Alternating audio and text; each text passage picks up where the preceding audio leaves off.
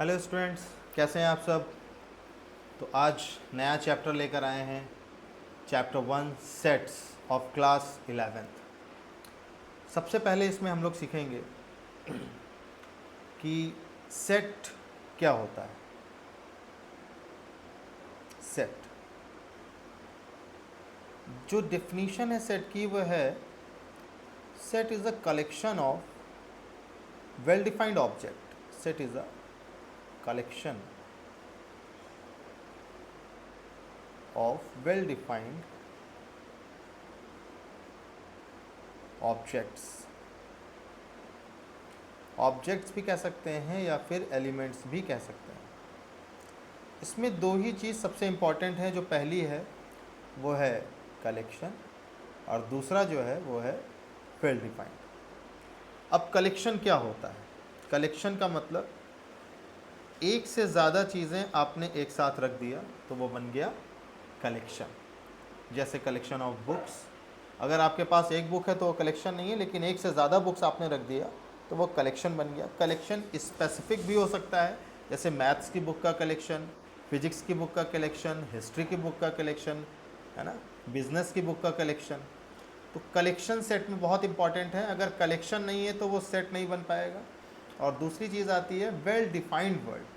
Well defined का मतलब क्या होता है? वेल डिफाइंड का मतलब होता है कि कोई ऐसी डेफिनेशन जो सबके लिए सेम हो। फॉर एग्जाम्पल, अगर हम कहें collection of good students in your class, collection of good students in your class, तो क्या ये वर्ड गुड स्टूडेंट जो है वो वेल डिफाइंड है या नहीं है? क्लास में जितने भी लोग होंगे सबके लिए गुड स्टूडेंट्स अलग अलग होंगे। किसी के लिए क्लास में 10 गुड स्टूडेंट्स होंगे, किसी के लिए 15 होंगे, किसी के लिए 20 होंगे। सबके लिए अलग अलग होंगे। क्यों? क्योंकि सबके लिए गुड स्टूडेंट्स की डेफिनीशंस अलग अलग हैं। किसी के लिए गुड का मतलब वो होगा जो बहुत ही ज़्यादा पढ़ने में अच्छा हो, किसी के लिए गुड का मतलब वो होगा जिसका बिहेवियर बहुत अच्छा हो, किसी के लिए गुड का मतलब वो होगा जो बहुत ही ज़्यादा स्मार्ट हो, बहुत ही टशन में रहता हो। तो सबके लिए गुड की मीनिंग अलग अलग है, इसलिए नंबर ऑफ गुड स्टूडेंट्स भी सबके लिए अलग अलग आएंगे। तो ऐसे वर्ड वेल डिफाइंड नहीं कहलाते हैं, क्योंकि सबका आंसर क्या होगा? अलग अलग होगा। लेकिन अगर इसी की जगह हम एक एग्जाम्पल लें, collection of students of your class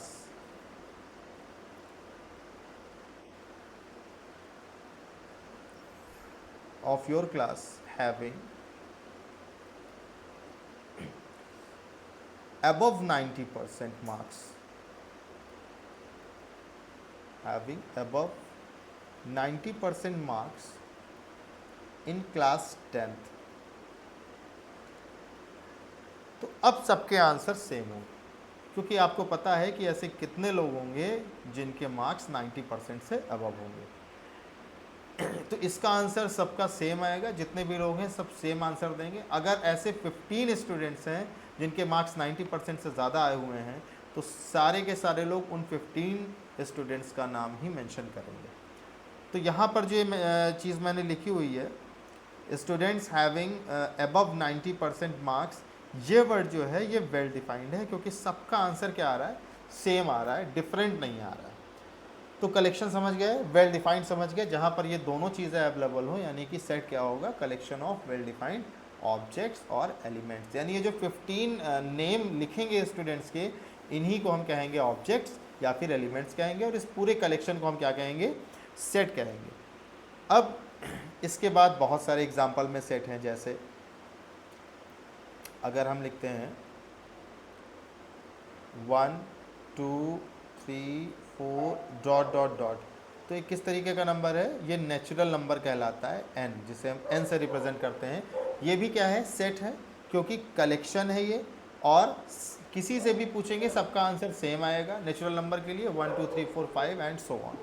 तो ये क्या है? कलेक्शन है वेल डिफाइंड ऑब्जेक्ट्स का, इसलिए नेचुरल नंबर का ये सेट कहलाएगा। इसी तरीके से होल नंबर का सेट आता है जो स्टार्ट होता है 0 से, 0 1 2 3 4 and so on. Whole number के बाद क्या आएगा? इंटीजर आता है जिसे हम आई या फिर जेड से रिप्रेजेंट करते हैं। और इसके अंदर कौन कौन से नंबर आते हैं? Negative as well as positive number, दोनों ही नंबर आएंगे। ये इंटीजर्स का सेट होता है। रियल नंबर का भी सेट होता है, ठीक है। इसी तरह रेशनल नंबर का सेट आएगा जिसमें सारे फ्रैक्शनल एलिमेंट्स आते हैं, जैसे 1/2, 3/2, 1 2, ये भी सब रेशनल नंबर हैं। और क्या आता है? इर्रेशनल नंबर का सेट आता है। तो ये सारे नंबर्स के सेट होते हैं। अब बात आती है रिप्रेजेंटेशन ऑफ सेट की। जब हमने सेट सीख लिया तो क्या आएगा? Representation of set.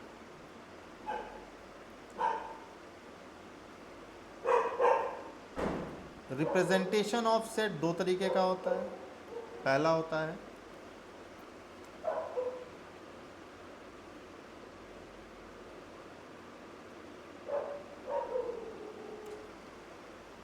पहला होगा रिप्रेजेंटेशन ऑफ सेट में रोस्टर और tabular form.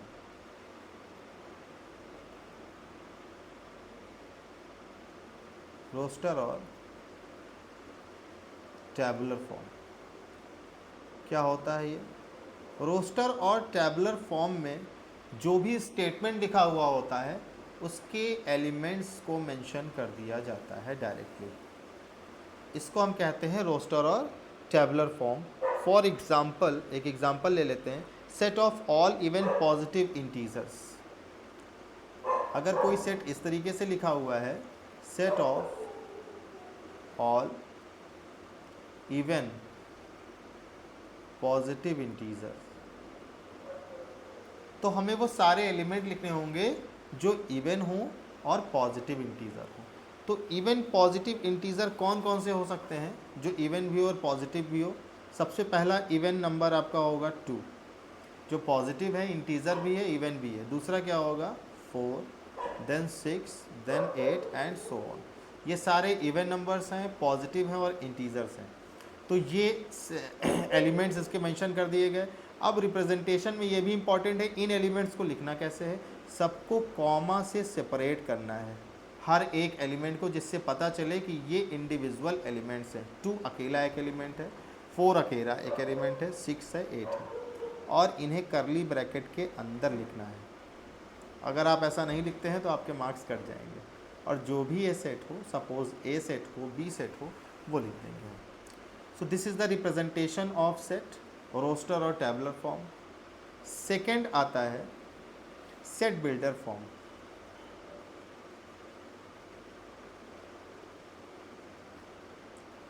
Set builder form just इसका अपोजिट होगा। उसमें एलिमेंट्स दिए हुए होंगे और उसे हमें स्टेटमेंट में लिखना होगा। स्टेटमेंट भी किस तरीके से? जैसे एक सेट, हमें इसी का एग्जांपल ले लेते हैं, दिया हुआ है 2, 4, 6, 8 एंड सो ऑन, ये लिखा हुआ है। और इसे हमें कन्वर्ट करना है सेट बिल्डर फॉर्म में, यह लिखना है सेट बिल्डर फॉर्म में। सबसे पहला स्टेप हम क्या लिखेंगे? x colon x। x है क्या? x है 2n, where n belongs to natural number. ये कहलाता है set builder form. x colon x is equal to 2n। x क्या है? x कैसा नंबर है? x ऐसा नंबर है जो 2n के फॉर्म में है, जहाँ पर n क्या है? नेचुरल नंबर में बिलोंग करता है। तो अगर पहला नेचुरल नंबर 1 पुट करेंगे तो ये क्या रिजल्ट देगा? 2 दे देगा। अगर हम दूसरा नेचुरल नंबर 2 पुट करेंगे तो क्या रिजल्ट दे देगा? 4 दे देगा। n की जगह 3 पुट करेंगे तो 6 दे देगा। यानी वही एलिमेंट्स देगा जो सेट ए में लिखे हुए हैं। तो ये जो रिप्रेजेंटेशन है ये कहलाता है सेट बिल्डर फॉर्म। इसको और भी हम अलग तरह से भी लिख सकते हैं, x colon x is equal to 2n, और जो n belongs to natural number है, नेचुरल नंबर हटा के हम क्या कर सकते हैं? i पॉजिटिव, यानी कि पॉजिटिव इंटीजर से बिलोंग करता है। पॉजिटिव इंटीजर भी सारे जो होंगे वो नेचुरल नंबर ही होंगे। या फिर इसको हम स्टेटमेंट इस तरह से भी लिख सकते हैं, x colon x is N even positive integer, इस तरह से भी लिखा जा सकता है। एक्स कॉलन एक्स लिखना कंपलसरी है।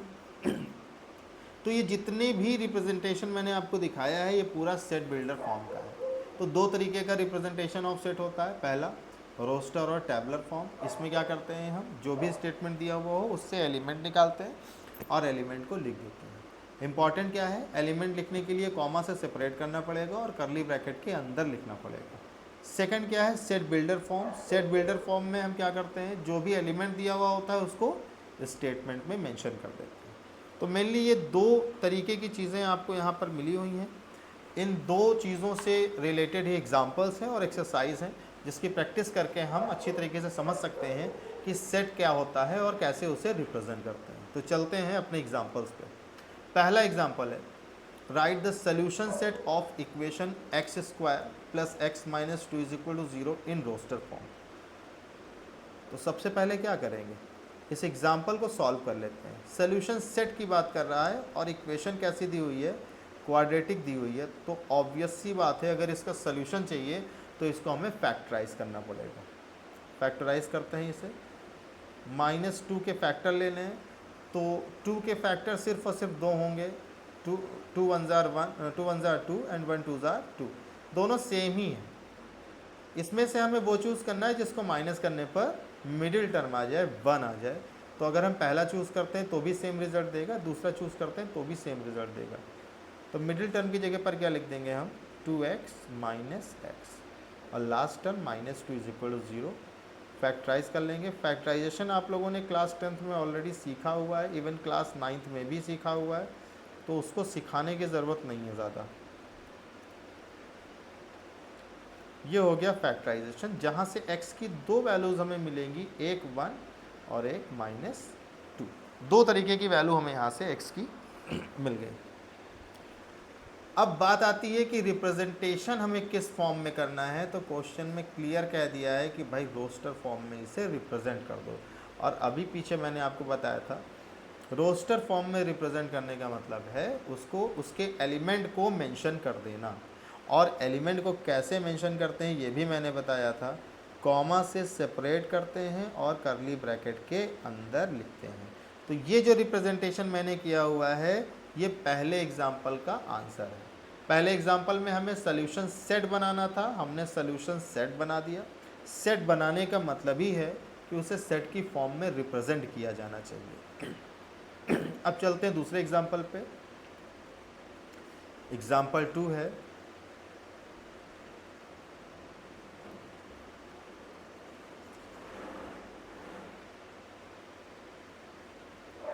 एग्जाम्पल 2 है, right the set x colon x is a positive integer and x square is less than 40 in roster form. यानी कि फिर हमें क्या करना है, इसके एलिमेंट को ही मेंशन करना है। फिर रोस्टर फॉर्म कह रहा है, तो अब एलिमेंट क्या होंगे, x कैसा नंबर होगा, पॉजिटिव इंटीजर होगा। और पॉजिटिव इंटीजर होने के साथ साथ एक्स स्क्वायर की जो वैल्यू है वो कभी भी 40 से ज़्यादा नहीं होगी, ना ही 40 के इक्वल होगी, 40 से कम होगी। तो अगर x की वैल्यू हम 1 पुट कर दें तो 1 का square is always 1 which is less than 40। 1 आपका आंसर हो सकता है। अगर हम 2 पुट कर दें तो 2 का square is 4 and 4 is less than 40। हम 3 पुट कर सकते हैं, 3 का स्क्वायर 9 होगा। 4 पुट कर सकते हैं, 4 का square 16 which is less than 40। 5 put कर सकते हैं, 5 का स्क्वायर 25। 6 पुट कर सकते हैं, 6 का square 36 which is less than 40। लेकिन 7 नहीं पुट कर सकते हैं because square of 7 is 49 which is not less than 40। तो आपके पास एलिमेंट कौन कौन से मिले, 1 2 3 4 5 6, ये एलिमेंट मिल गया। यानी जो क्वेश्चन था आपका x colon x is a positive integer and x square is less than 40, इसको रोस्टर फॉर्म में रिप्रेजेंट करना था। तो ये इसका सोल्यूशन है, रोस्टर फॉर्म में हमने इसको रिप्रेजेंट कर दिया है। अगर इस क्वेश्चन में थोड़ा सा चेंज कर दिया जाता, जो इन्होंने लिखा हुआ है x is a positive integer, ये पॉजिटिव वर्ड अगर हटा देता है क्वेश्चन, सिर्फ क्या कहता, x colon x is an integer and x square is less than 40, तो इसके साथ साथ और भी आपके क्या आंसर बन सकते थे, तब -1 भी आपका एक आंसर होता, -1 भी आपका एक आंसर होता, क्योंकि -1 का स्क्वायर भी +1 आता विच इज़ लेस देन 40। -2 भी आपका एक आंसर होता, क्योंकि -2 का स्क्वायर +4 आ जाता। -3 आपका आंसर होता, -4, -5, -6, और 1, 2, 3, 4, 5, 6 ये तो आपके आंसर्स थे ही। तो सिर्फ क्वेश्चन में एक छोटा सा चेंज करने से, पॉजिटिव वर्ड हटा देने से इतना बड़ा चेंज आ गया आंसर में। ठीक है, चलते हैं नेक्स्ट एग्जांपल पे। Example number 3, right the set A in the set builder form. अब हमें इसको सेट बिल्डर फॉर्म में लिखना है, और किस फॉर्म में दिया हुआ है, एलिमेंट के फॉर्म में दिया हुआ है, यानी रोस्टर फॉर्म में ये ऑलरेडी दे रखा है, और हमें सेट बिल्डर फॉर्म में करना है। क्या करेंगे, सबसे पहले थोड़ा सा सोचना है कि किस तरीके से दिया हुआ है। पहला एलिमेंट है 1, दूसरा 4, 4 यानी कि 2 का स्क्वायर, देन 9, 9 यानी कि 3 का स्क्वायर, देन 16, 16 यानी कि 4 का स्क्वायर, देन 25, 25 यानी कि 5 का स्क्वायर। तो 1 को भी हम लिख लेते हैं 1 का स्क्वायर। तो 1 का स्क्वायर, 2 का स्क्वायर, 3 का स्क्वायर, 4 का स्क्वायर, 5 का स्क्वायर, इट मीन्स n का स्क्वायर, है ना। इस तरीके से ये एलिमेंट्स यहाँ पर मिल रहे हैं। लिखेंगे कैसे हम सेट बिल्डर फॉर्म में, स्टेप मैंने बताया था, x कॉलन x लिखना कंपलसरी है। x colon x is equal to n square, where n belongs to, अब नेचुरल नंबर भी लिख सकते हैं हम यहाँ पर, क्योंकि अगर हम नेचुरल नंबर पुट करेंगे तो पहला नेचुरल नंबर क्या होगा, 1 होगा। 1 का स्क्वायर क्या मिलेगा, 1, जो कि आ रहा है यहाँ पर। अगर हम दूसरा नेचुरल नंबर 2 पुट करेंगे तो 2 का स्क्वायर 4 मिल जाएगा। और साथ ही साथ इंटीज़र भी लिख सकते हैं, क्योंकि इंटीज़र में हम -1 लिखें या +1 लिखें, -1 का स्क्वायर करेंगे वो भी 1 देगा, और +1 का स्क्वायर करेंगे तो वो भी 1 देगा, है ना। So x colon x is equal to n square where n belongs to z। इस तरीके से इसको हम लिख सकते हैं, है ना। तो चाहे तो हम इंटीजर लिखें यहाँ पर, और चाहे हम नेचुरल नंबर लिखें, दोनों ही आपके आंसर होंगे। तो बात करते हैं हम नेक्स्ट एग्जांपल की। ये तो क्लियर हो ही गया होगा बहुत आराम से। 1, 4, 9, 16, 25 लिखा हुआ था। 1 का मतलब 1 का स्क्वायर, 4 का मतलब 2 का स्क्वायर, 9 का मतलब 3 का स्क्वायर, यानी n का स्क्वायर कर रहे हैं। तो x colon x is equal to n square. Next example आता है एग्जाम्पल नंबर 4। इसमें कुछ ऐसे एलिमेंट लिखे हुए हैं, ऊपर 1 है, फिर 2 है, फिर 3 है, फिर 4 है, फिर 5 है, फिर 6 है। नीचे क्या है, 2, 3, 4, 5, 6 और 7। इसमें क्या कनेक्शन दिख रहा है,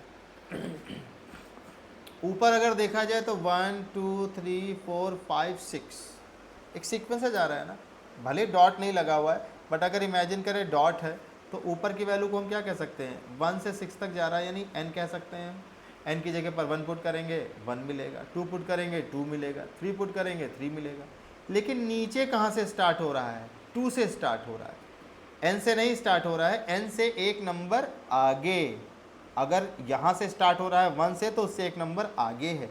2 से स्टार्ट हो रहा है तो एक नंबर आगे है डिनोमिनेटर। 3 से स्टार्ट हो रहा है तो एक नंबर आगे है डिनोमिनेटर 4। तो अगर यहाँ n से स्टार्ट हो रहा है तो नीचे एक नंबर आगे होगा, यानी n+1 आ जाएगा यहाँ पे। सो n अपॉन n+1 टाइप से आ जाएगा।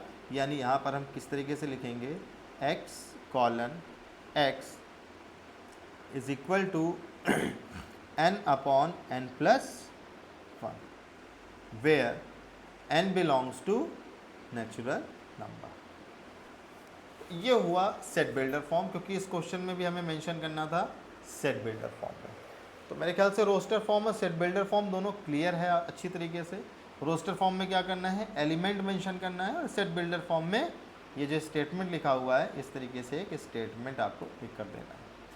एक और एग्जांपल देखते हैं, एग्जांपल नंबर 5।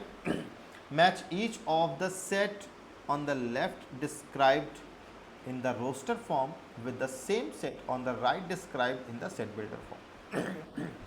यानी क्वेश्चन में क्लियर कह रहा है कि मैचिंग करनी है हमें, लेफ्ट साइड में कुछ लिखा हुआ है, राइट साइड में कुछ लिखा हुआ है।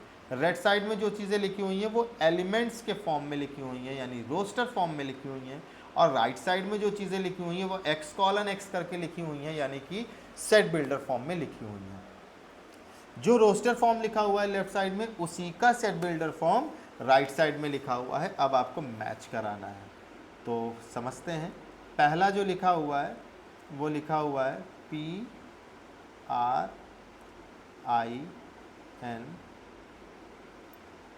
CAL, कुछ प्रिंसिपल जैसा कुछ दिख रहा है इसमें। X:X is the letter of the word principal. Yes, पहले की मैचिंग D से हो रही है। जो X होगा D में, क्या कह रहा है, X क्या है, X लेटर है प्रिंसिपल वर्ड का, और प्रिंसिपल वर्ड में कौन कौन से लेटर हैं, P है जो कि यहाँ मेंशन है, और 2 बार P है, पर 2 बार P यहाँ पर मेंशन कर नहीं सकते हैं, क्योंकि सेट का रूल है कोई भी एलिमेंट कितनी भी बार आए लिखना एक बार ही होता है, इसलिए P को एक बार ही मेंशन किया जाएगा। R यहाँ पर है, R भी यहाँ पर है। I यहाँ पर 2 बार आ रहा है, but according to the rules of set एक बार ही मेंशन करना है, I हो गया। N यहाँ पर आ रहा है, N भी यहाँ पर है। C यहाँ पर है, C भी यहाँ पर है, A यहाँ पर है, A भी यहाँ पर है, और L यहाँ पर है, तो L भी यहाँ पर है। यानी पहले की जो मैचिंग है वो किसके साथ है, D के साथ है। सेकंड देखते हैं, सेकंड क्या है। सेकंड लिखा हुआ है कर्ली ब्रैकेट के अंदर 0, यानी ये एक सेट है और 0 क्या है, एक एलिमेंट है। अब किससे बिलोंग करेगा, अगर पहला देखा जाए तो X:X is a positive integer and is a divisor of 18, यानी 18 के जो डिवाइजर होंगे, तो 18 के डिवाइजर कौन कौन से हो सकते हैं, 18 का डिवाइजर मतलब जो 18 को काट दे। तो 18 को 1 डिवाइड कर सकता है, 2 डिवाइड कर सकता है, 3 डिवाइड कर सकता है, 6 डिवाइड कर सकता है, 9 डिवाइड कर सकता है, एंड 18 डिवाइड कर सकता है। They are the divisor of 18। तो ऑब्वियस सी बात है 0 नहीं आने वाला है, ये आपका आंसर नहीं है। बी क्या कहता है, बी कहता है x कैसा एलिमेंट है, x is an integer and x² minus 9 is equal to 0। तो x² minus 9 is equal to अगर 0 होगा तो x² कितना होगा 9, और x क्या होगा प्लस माइनस 3, यानी एक पॉजिटिव वैल्यू आएगी और एक निगेटिव वैल्यू आएगी। ये भी ऑप्शन में नहीं आ रहा है। सी क्या कह रहा है, x is an integer and x plus 1 is equal to 1। तो यहाँ से क्या रिजल्ट मिलेगा, x is equal to 1 minus 1, यानी कि x is equal to 0। C option में कह रहा है x की वैल्यू कितनी आ रही है, 0 आ रही है, यानी ये जो सेकंड है वो सी का ऑप्शन है। जो थर्ड 1 2 3 6 9 18 है वो ए का ऑप्शन है। 1 2 3 6 9 18 ए का ऑप्शन है थर्ड। और जो फोर्थ पार्ट आपको दिख रहा है 3, -3 वो बी का ऑप्शन है, 3, -3 ये हो गया फोर्थ। इस तरीके से ये मैचिंग कंप्लीट हो जाएगी, समझ में भी आ गई होगी। चलते हैं एक्सरसाइज पे। और एक्सरसाइज का जो सबसे पहला क्वेश्चन है वो है which of the following are sets, justify और आंसर, यानी हमें यह भी बताना है कि कौन सेट है कौन नहीं है, और जस्टिफाई भी करना है। तो ये क्वेश्चन ज़्यादातर ओरल हो जाते हैं। पहला क्वेश्चन है the collection of all months of a year beginning with the letter J, यानी 1 ईयर में जितने भी मंथ होते हैं, कितने होते हैं 12 होते हैं, उन 12 मंथ में वो मंथ हमें चूज़ करना है जिसका पहला लेटर जे से स्टार्ट होता हो, जैसे कि जून है, जुलाई है, और कौन सा हो सकता है, और कोई लेटर हो ही नहीं सकता है जैसे स्टार्ट होने वाले, सिर्फ और सिर्फ 2 हैं। तो अगर क्लास में किसी से भी पूछा जाएगा तो सबके यही 2 आंसर आएंगे, जून एंड जुलाई। एक और होता है जनवरी, जून जुलाई एंड जनवरी, 3, सबके यही आंसर आएंगे, 3 आएंगे। तो जब सबका सेम आंसर आ रहा है, इसका मतलब ये वर्ड जो लिखा हुआ है months of a year beginning with the letter J, ये वेल डिफाइंड हुआ और वेल डिफाइंड हुआ तो ये क्या बन गया, सेट बन गया, यानी फर्स्ट वाला सेट है। यस का ऑप्शन होगा। जस्टिफिकेशन में ये जो लिखा हुआ है कर्ली ब्रैकेट के अंदर जून जुलाई जनवरी, आप इसको लिखकर जस्टिफाई कर सकते हैं। Second, the collection of 10 most talented writers of India. अब 10 most talented writers of India, यहाँ पर ये वेल डिफाइंड है कि नहीं है? ये वेल डिफाइंड नहीं है, इसलिए नहीं है क्योंकि इसमें एक वर्ड यूज़ हुआ है मोस्ट टैलेंटेड। अब क्लास में जितने भी लोगों से हम बात करेंगे, सबके लिए मोस्ट टैलेंटेड वर्ड अलग अलग रिप्रेजेंट हो रहा होगा। किसी के लिए टैलेंट का मतलब कुछ होगा, किसी के लिए टैलेंट का मतलब कुछ होगा। कुछ लोगों को स्टोरी बहुत अच्छी लगी होगी तो वो कहेंगे नहीं ये राइटर बहुत ही टैलेंटेड है। कुछ लोगों को उस स्टोरी के अंदर कुछ रोमांटिक दिखेगा तो कहेंगे नहीं ये राइटर टैलेंटेड है ना। तो सबके लिए टैलेंट का मतलब अलग अलग होगा, इसलिए जो सेकंड वाला है ये सेट नहीं होगा, क्योंकि सबका आंसर सेम नहीं आएगा। कोई किसी राइटर का नाम देगा, कोई किसी राइटर का नाम देगा। थर्ड पार्ट में है a team of 11 best cricket batsman of the world. Best cricket batsman of the world, ये क्वेश्चन भी कुछ इस तरीके से है कि बेस्ट क्रिकेट बैट्समैन आप कैसे बता सकते हैं कि कौन है? उसका बेस क्या होगा? क्या उसने ज़्यादा रन बनाए हैं इसलिए, या उसका एवरेज बहुत अच्छा है इसलिए, या उसने ज़्यादा वनडे मैच खेला है, ज़्यादा टेस्ट खेला है, ज़्यादा देर तक पिच पर टिका रहा है, जल्दी आउट हो गया लेकिन 6 ज़्यादा मारा है। तो सबका क्राइटेरिया अलग अलग होगा, इसलिए इसमें भी सबका आंसर अलग अलग होगा। किसी के लिए कोई बेस्ट बैट्समैन है, किसी के लिए कोई बेस्ट बैट्समैन है, सबकी चॉइस अलग अलग है, इसलिए यहाँ पर भी एक आंसर नहीं आएगा। तो best cricket batsman of the world भी यहाँ पर वेल डिफाइंड नहीं होगा, इसलिए ये क्या हो जाएगा, सेट नहीं होगा।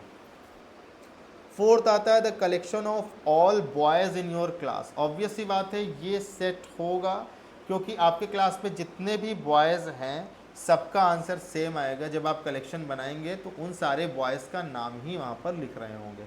ऐसा कोई भी नहीं होगा जो बॉयज़ के साथ में किसी गर्ल्स का नाम मेंशन कर दे।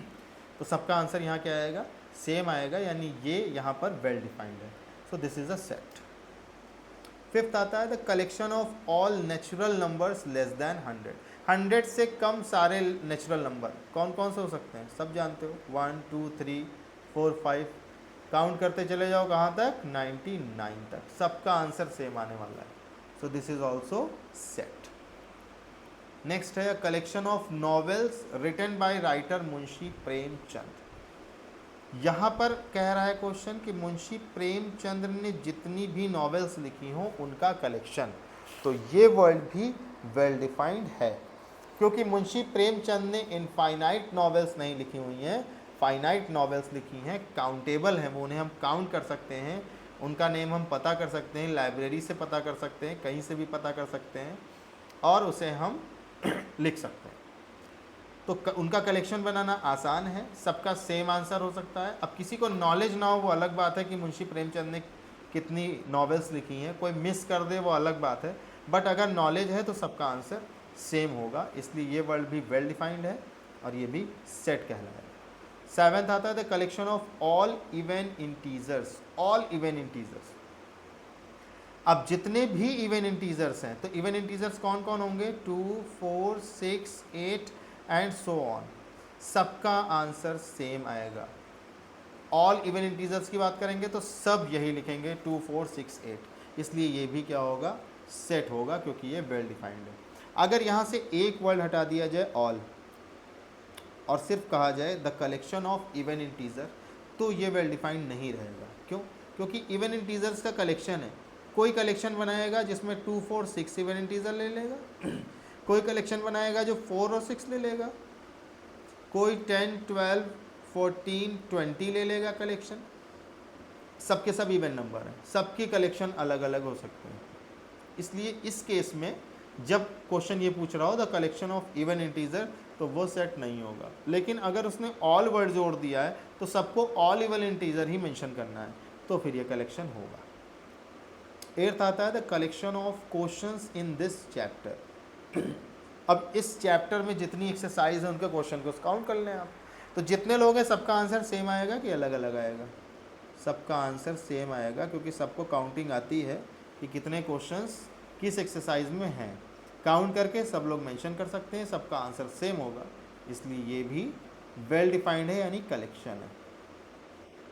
लास्ट आता है 9th, a collection of most dangerous animal in the world. अब most dangerous animal of the world कैसे डिसाइड हो भाई? किसी को स्नेक से डर लगता है और चाइना वाले स्नेक खा लेते हैं। किसी के लिए स्नेक डेंजरस है, किसी के लिए स्नेक खिलवाड़ है। किसी को शेर से डर लगता है, सऊदी अरब वाले शेर पाल लेते हैं, वो उनके लिए डेंजरस नहीं है। तो डेंजरस और मोस्ट डेंजरस वर्ड भी पर्सन टू पर्सन चेंज होगा। किसी के लिए कोई डेंजरस है, किसी के लिए कोई डेंजरस है। कोई मच्छर के गुनगुनाने से भी डर जाता है और कोई शेर के दहाड़ने से भी नहीं डरता है। इसलिए ये वर्ड भी क्या हो जाएगा?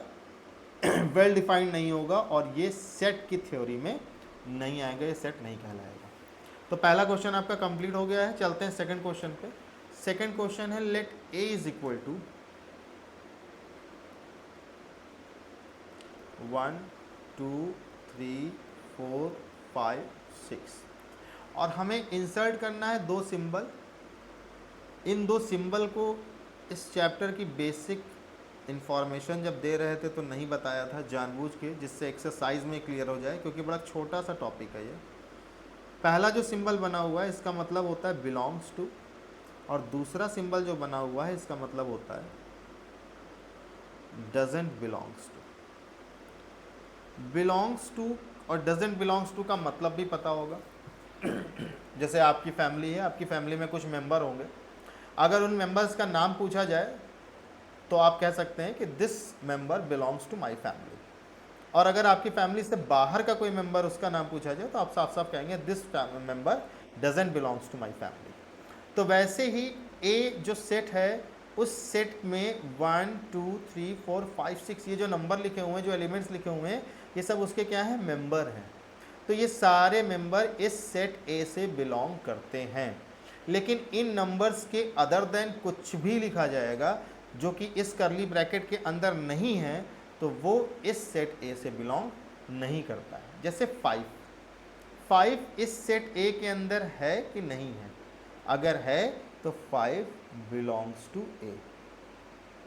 ये जो 5 है वो इस सेट ए का मेंबर है। अगर 8 की बात की जाए तो यहाँ 1 2 3 4 5 6 है, 8 है ही नहीं, तो 8 सेट ए से बिलोंग नहीं करेगा। यहाँ पर सिंबल हम लगा देंगे डज नॉट बिलोंग्स का। 0 भी इस सेट के अंदर कहीं भी नहीं दिख रहा है, इसलिए 0 भी क्या होगा? Does not belongs to. 4 की बात किया जाए, 4 तो 4 इस सेट के अंदर है कि नहीं है? है, तो 4 बिलोंग्स टू ए। 2 भी इसके अंदर है, 2 बिलोंग्स टू ए। 10 नहीं है इसके अंदर, 1 है, 2 है, 3 है, 4 है, 5 है, 6 है, 10 नहीं है, तो 10 डज नॉट बिलोंग्स टू ए। तो बिलोंग्स टू और डज नॉट बिलोंग्स टू बहुत आसान है। चुपचाप हमें सेट देखना है, सेट के अंदर कोई एलिमेंट को देखना है। अगर वो एलिमेंट जो पूछ रहा है बिलोंग करता है कि नहीं करता है, अगर उस सेट के अंदर है तो हम कह देंगे हाँ भाई ये बिलोंग करता है, बिलोंग्स टू का साइन लगा देंगे।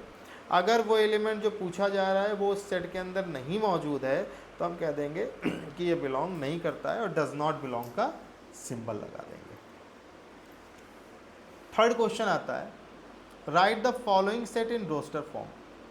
आ गया फिर से वही रोस्टर फॉर्म, जिसको मैंने बताया था। रोस्टर फॉर्म का मतलब क्या होता है? एलिमेंट्स को लिख देना। पहले में लिखा हुआ है x colon x is an integer, यानी x जो भी आप लेंगे वो इंटीजर होना चाहिए। And x is greater than -3 equal to -3 and less than 7, यानी x की वैल्यू -3 के इक्वल होगी और -3 से बड़ी होगी और 7 से छोटी होगी। और जो नंबर लिखने हैं वो कैसे लिखने हैं? इंटीजर्स होने चाहिए। तो आप क्या लिखेंगे? सबसे पहले तो इक्वल टू का साइन लगा हुआ है, तो इक्वल टू यानी -3 सबसे पहले आ जाएगा। फिर -3 से बड़ा इंटीजर, -3 से बड़ा इंटीजर -2, -2 से बड़ा इंटीजर -1, -1 से बड़ा इंटीजर 0, 1, 2, 3, 4, 5, 6, 7 नहीं ले सकते हैं क्योंकि 7 पे इक्वल टू का साइन नहीं लगा हुआ है, लेस देन 7 है। ये एलिमेंट्स हम मेंशन कर देंगे। ये रोस्टर फॉर्म में हो गया क्योंकि आपने क्या लिखे हैं, एलिमेंट्स लिखे हुए हैं। सेकंड पार्ट देखते हैं। b is equal to x colon x is natural number. अब x जो है वो नेचुरल नंबर है और लेस देन 6 है। 6 से छोटा नेचुरल नंबर कौन कौन से होंगे, 1, 2, 3, 4, 5। 1, 2, 3, 4, 5 नेचुरल नंबर हैं जो कि 6 से छोटे हैं। थर्ड वाले को अगर आपको रोस्टर फॉर्म में लिखना है तो थर्ड में क्या है, x colon x is a 2 digit number, यानी 2 डिजिट नंबर आपको लिखना है such that the sum of its digit is 8। 2 digit ऐसा नंबर लिखना है जिनमें दोनों डिजिट का सम करने पर 8 होना चाहिए। कौन कौन से नंबर हो सकते हैं, 2 डिजिट स्टार्ट कहाँ से होता है, 10 से स्टार्ट होता है। तो 10 के बाद ढूंढना शुरू कर दिया जाएगा तो 17 आपको सबसे पहला ऐसा मिलेगा जिनमें दोनों डिजिट का सम करने पर कितना आएगा, 8 आएगा। 17 की पहली डिजिट 1 और दूसरी डिजिट 7, दोनों का सम करो तो आएगा 8, यानी पहला 2 डिजिट नंबर हो गया 17 इस कंडीशन के हिसाब से। और कौन सा हो सकता है, 18 हो नहीं सकता, 19 हो नहीं सकता, 20 हो नहीं सकता है? और कोई आएगा जिनका सम करने पर 8 आए, 80 हो सकता है,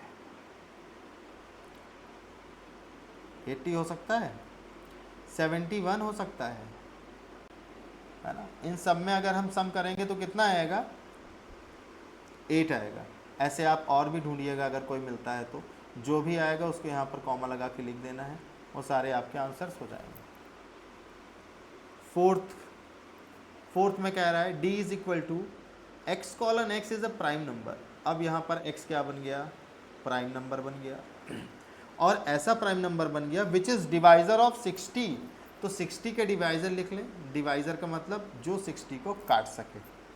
1 काट सकता है, 2 काट सकता है, 3 काट सकता है, 4 काट सकता है, 5, 6, 7 नहीं काटेगा, 8 नहीं काटेगा, 9 नहीं काटेगा, 10 कट कर सकता है, 12 कट कर सकता है, 15 कट कर सकता है, 16, 17, 18, 19, 20 कट कर सकता है, 25 नहीं करेगा, और 30 कट कर सकता है, और कौन कट कर सकता है, 60 खुद भी कट कर सकता है। इतने सारे नंबर्स हैं जो 60 को कट कर सकते हैं, 60 को डिवाइड कर सकते हैं, यानी they are the divisor of 60। इनमें से सिर्फ वही आपका आंसर होगा जो प्राइम नंबर होगा। अब प्राइम नंबर पता होना चाहिए क्या होता है। तो प्राइम नंबर वो नंबर्स होते हैं जिनके सिर्फ और सिर्फ 2 फैक्टर होंगे। एक तो वो नंबर खुद होगा और दूसरा 1 होगा, है ना। तो यहाँ पे कौन कौन सा आपके आंसर्स हो जाएंगे। सबसे स्मॉलेस्ट प्राइम नंबर जो होता है वो कौन सा होता है, 2 होता है, क्योंकि 2 के 2 ही फैक्टर आएंगे। एक तो वो नंबर खुद आएगा और दूसरा 1 आएगा। 3 होगा आपका आंसर, क्योंकि 3 के भी 2 फैक्टर आएंगे। एक तो वो नंबर खुद होगा, दूसरा 1 होगा। 4 प्राइम नहीं हो सकता, 5 प्राइम होगा, 6 नहीं होगा, 10, 12, 15 कुछ भी नहीं होगा। सिर्फ आंसर्स में आपके क्या आएगा, 2, 3 एंड 5। ये फोर्थ का आंसर हो जाएगा। फिफ्थ पार्ट में पूछ रहा है ई क्या है, the set of all letters in the word trigonometry. तो ट्रिग्नोमेट्री के सारे वर्ड को कॉमा लगा के लिख देते हैं, यहीं पे लिख देते हैं, TRIGONO।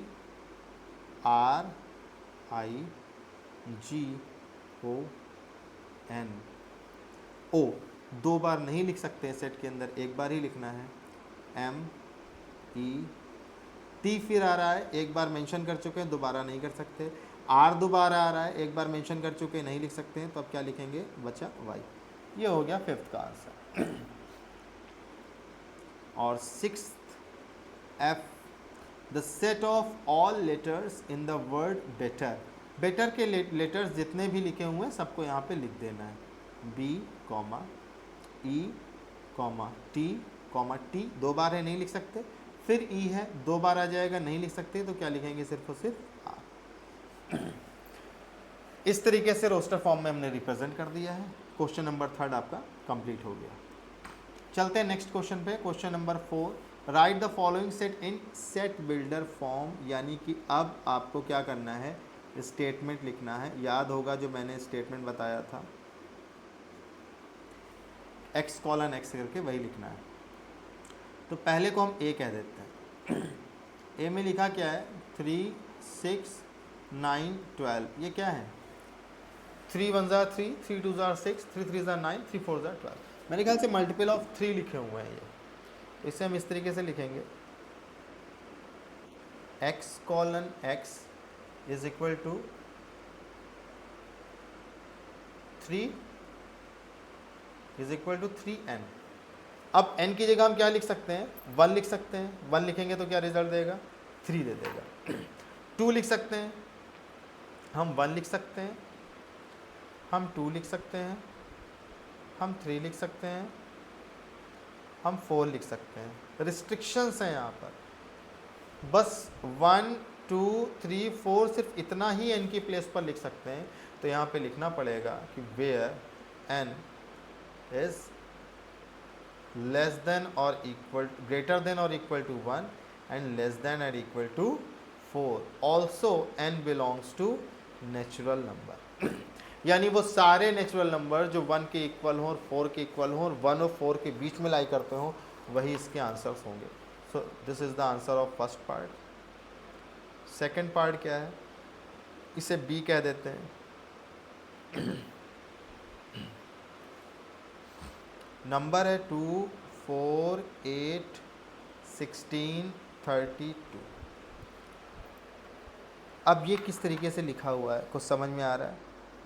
ये लिखा हुआ है 2 की पावर 1, फिर लिखा हुआ है 2 की पावर 2, फिर लिखा हुआ है 2 की पावर 3, फिर लिखा हुआ है 2 की पावर 4, फिर लिखा हुआ है 2 की पावर 5। यानी 2 की पावर 1 से शुरू हुआ 5 पे गया है, तो इसको हम n तक मान सकते हैं। इसका मतलब हम इसे ऐसे लिख सकते हैं, x colon x is equal to 2 power n।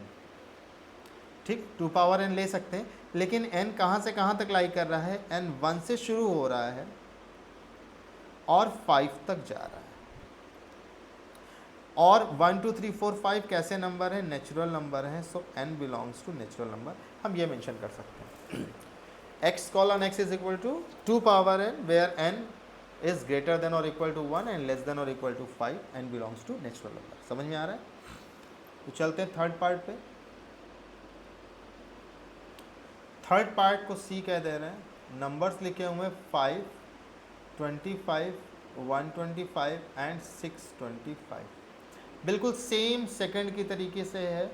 5 का मतलब 5 की पावर 1, 25 का मतलब 5 की पावर 2, 125 का मतलब 5 की पावर 3 और 625 का मतलब 5 की पावर 4।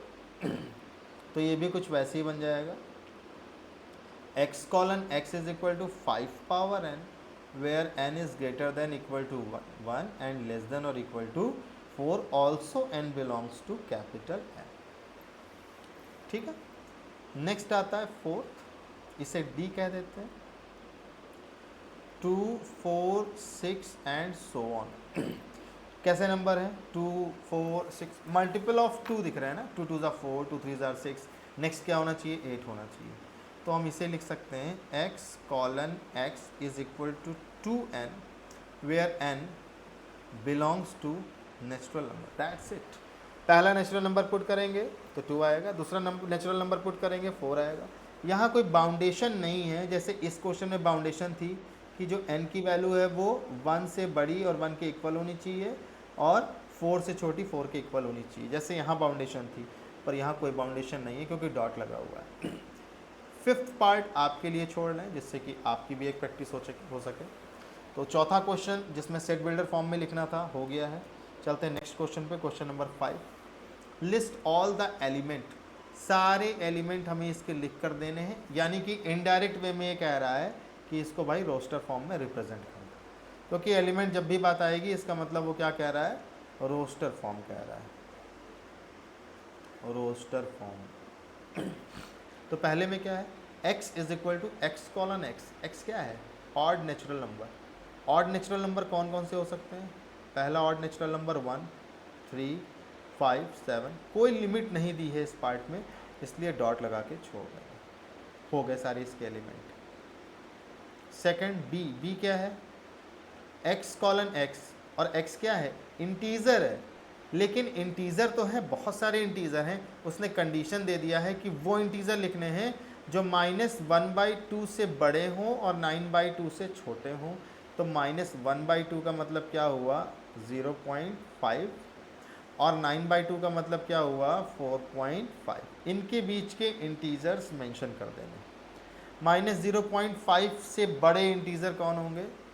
0 होगा, 1 होगा, 2 होगा, 3 होगा, 4 होगा। क्योंकि 4.45 से छोटा है, इसलिए 4 तक हम आके रुक जाएंगे। 5 नहीं ले सकते हैं क्योंकि 9/2 का मतलब 4.5, और अगर 5 ले लिया तो वो 4.5 से ज़्यादा हो जाएगा। जबकि क्वेश्चन में साफ कह रहा है कि 4.5 से आपको छोटा लेना है। तो ये सेकंड का आंसर हो गया। थर्ड की अगर बात की जाए, सी, तो x कॉलन x, फिर x क्या है? यहाँ पर इंटीजर है, लेकिन अब कंडीशन दे दिया है कि x² is less than equal to 4 होगा। मतलब अगर हम एक ऐसा इंटीजर पुट करें जिसकी वैल्यू -1 हो, तो -1 का अगर स्क्वायर करेंगे तो +1 आ जाएगा, which is less than 4। True है, हम ले सकते हैं। -2 ले सकते हैं क्योंकि -2 का स्क्वायर करेंगे तो 4 आ जाएगा। वो लेस तो नहीं है, लेकिन सेकंड कंडीशन इक्वल टू से मैच कर रहा है। 4 कैन बी रिटन एज, मतलब 4 is less than or equal to 4, ये स्टेटमेंट आपका ट्रू कहलाता है क्योंकि इसमें सेकंड कंडीशन मैच कर रही है। तो -2 ले सकते हैं, -3 नहीं ले सकते हैं क्योंकि -3 का स्क्वायर करेंगे तो 9 आ जाएगा, which is not less than or equal to 4। अच्छा, 0 ले सकते हैं, 0 का स्क्वायर इज़ लेस देन 4। +1 ले सकते हैं और +2 ले सकते हैं। ये आपके सी थर्ड का आंसर हो जाएगा। अगर फोर्थ की बात की जाए, D, so D is equal to x colon x is a letter in the word loyal. Loyal में जितने भी लेटर यूज हुए हैं सिर्फ उसको मेंशन करना है। L, O, Y, A, L दोबारा नहीं ले सकते हैं। सेट का रूल्स होता है, एक बार जो एलिमेंट लिख दिया उसे रिपीट नहीं करना है। फिफ्थ है E, x colon x is a month of year not having 31 days. यानी यहाँ पर आपको उन मंथ्स को लिखना है जिसमें 31 डेज नहीं होते हैं। यानी कितने डेज होते हैं? 30 डेज होते हैं, वो आपको लिखना होगा। एक्चुअली मुझे मालूम याद नहीं है कौन कौन से ऐसे मंथ्स होते हैं जिनमें 30 डेज होते हैं। ये मुझे आज तक कभी भी याद नहीं हो पाया है। आपको याद होगा, आप यहाँ मेंशन कर देंगे। सिक्स्थ पार्ट आता है F, x colon x is a consonant in the English alphabet which precedes k। precede का मतलब आगे बढ़ना, यानी k से आगे बढ़े तो k के बाद क्या आता है? K, L, M, N, O, P, Q, R, S, T, U, V, W, X, Y and Z। इनमें से लेना कौन कौन से हैं? सिर्फ और सिर्फ कॉन्सोनेंट को लेना है हमें, वॉवेल को छोड़ देना है। ओ वॉवेल मिलेगा, P, Q, R, S, T, U vowel मिलेगा, और कोई वॉवेल नहीं है। इन दो को छोड़ के बाकी सारा मेंशन कर देना है हमें। L, M, N, P, Q, R, S, T, V, W, X, Y और Z, ये एलिमेंट्स आ जाएंगे इसमें। तो फिफ्थ क्वेश्चन आपका कंप्लीट हो गया। और अब लास्ट क्वेश्चन आपका आता है सिक्स्थ क्वेश्चन। फिर से मैचिंग आ गई है। तो मैचिंग का सबसे अच्छा वे होता है कि आप ए वाला पोर्शन सॉल्व कर लें। राइट साइड में जो लिखा हुआ है ये पहला है, x colon x is a prime number. X कैसा है? प्राइम नंबर है। अ डिवाइज़र ऑफ 6। 6 के डिवाइज़र कौन कौन होंगे? यानी 6 को कौन डिवाइड करेगा? 1, 2, 3 एंड 6। ये आपका पहला हो गया। दूसरा है, x colon x is an odd number. Odd natural number less than 10। 10 से छोटे ऑड नेचुरल नंबर। 1 ऑड होगा 10 से छोटा, 3 होगा, 5 होगा, 7 होगा और 9 होगा। ये 10 से छोटे ऑड नंबर हो गए। सी देख लेते हैं, x is natural number and divisor of 6। 6 के डिवाइज़र जो नेचुरल नंबर हो। अच्छा 1 2 3 एंड 6, ये 6 के डिवाइज़र और नेचुरल नंबर है। लेकिन यहाँ फर्स्ट वाले में प्राइम नंबर पूछ रहा था, तो 1 नहीं ले सकते हैं, 2 लेंगे और 3 लेंगे, 6 नहीं ले सकते हैं। सिर्फ क्या आएगा 2 और 3, क्योंकि 1 2 3 6 के डिवाइज़र हैं बट प्राइम सब नहीं है। इसमें से वही लेना है जो प्राइम हो, जैसे कि 2 और 3। डी लास्ट बचता है, x is a letter of the word mathematics. Mathematics के जितने भी लेटर है उन्हें मेंशन कर देना है। इस बात का ध्यान रखना है कोई भी लेटर 2 बार रिपीट ना हो, 3 बार रिपीट ना हो, वो सिर्फ एक बार ही आना चाहिए। ये हो गया, मैच करा देते हैं। पहला 1 2 3 6 आ रहा है, 1 2 3 6 किस में आ रहा है, सी में आ रहा है, तो 1 की मैचिंग सी के साथ होगी। दूसरा 2 3 है, 2 3 ए में आंसर आ रहा है, यानी ए की मैचिंग सेकंड के साथ होगी। थर्ड MATHEICS, ये डी से मैच कर रहा है थर्ड वाला, तो थर्ड वाले को डी से मैच करा देंगे। और फोर्थ वाले के लिए क्या बचा, बी बचा, 1357 बी से बचा, तो ये फोर्थ से मैचिंग हो जाएगी। जो लेफ्ट साइड में लिखे हैं वो रोस्टर फॉर्म में है, एलिमेंट मेंशन है, और जो राइट साइड में लिखा हुआ वो सेट बिल्डर फॉर्म में है, यानी कि डेफिनेशन फॉर्म में लिखा हुआ है, स्टेटमेंट फॉर्म में लिखा हुआ है। तो इस तरीके से क्वेश्चन नंबर 6 भी आपका ख़त्म हो जाता है, और पहली एक्सरसाइज और पहली एक्सरसाइज की बेसिक इन्फॉर्मेशन दोनों खत्म हो जाती है। तो आज के लिए इतना ही। नेक्स्ट वीडियो में सेकेंड एक्सरसाइज का बेसिक कॉन्सेप्ट सीखेंगे और साथ ही साथ सेकेंड एक्सरसाइज के बारे में भी सीखेंगे।